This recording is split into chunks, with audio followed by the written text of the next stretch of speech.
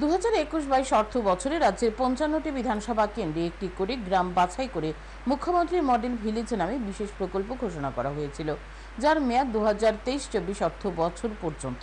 প্রকল্পের মাধ্যমে বিভিন্ন উন্নয়নমূলক কাজ ইতিমধ্যে সম্পন্ন হয়েছে এবং অনেকগুলি কাজ এখনো চলছে।